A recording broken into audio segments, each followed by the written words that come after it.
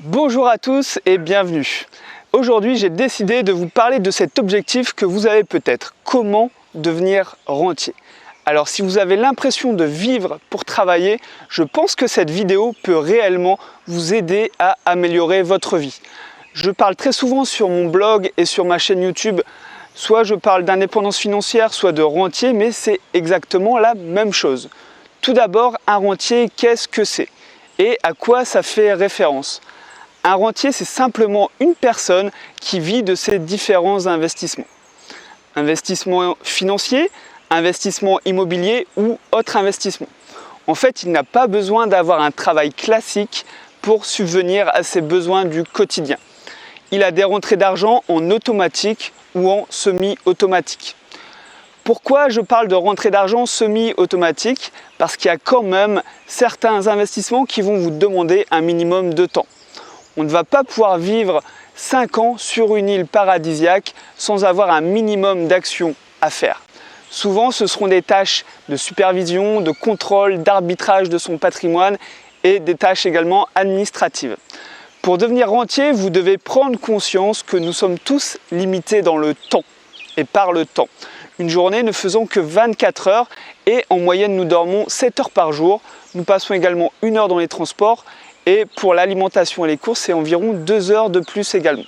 Ce qui veut dire qu'il nous reste seulement que 14 heures dans une journée. Donc il va falloir se créer des revenus et des sources de revenus décorrélées du temps que l'on va y passer. Des investissements qui vont travailler pour nous même lorsqu'on dort. Je vais prendre un exemple concret pour vous illustrer tout ça. Le salarié avec un CDI, lui, il a des horaires à respecter et il est payé pour chaque jour travailler. Il doit venir travailler tous les jours pour gagner de l'argent. C'est totalement normal, on est dans un cas classique. Mais si du jour au lendemain, le salarié perd son emploi, il perd toutes ses sources de revenus et c'est vite problématique. Second exemple, un entrepreneur a créé une entreprise, puis il a investi en bourse dans des actions et des obligations.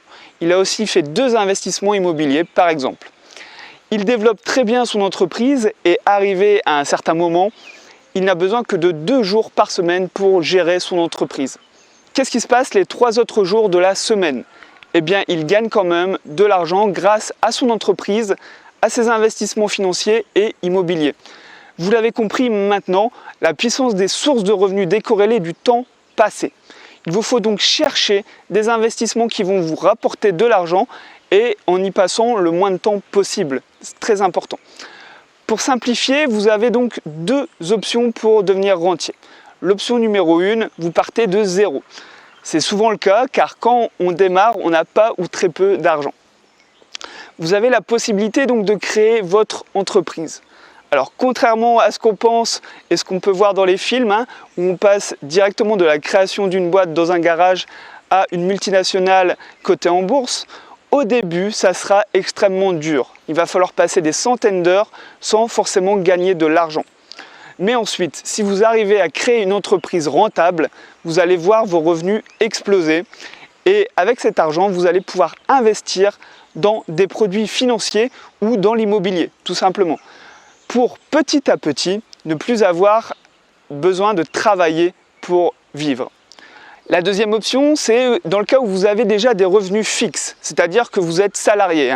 Il n'y a pas de problème, le statut de salarié apporte aussi des avantages. Ça sera juste un petit peu plus long pour vous. Il va falloir donc épargner chaque mois une partie de votre salaire et l'investir.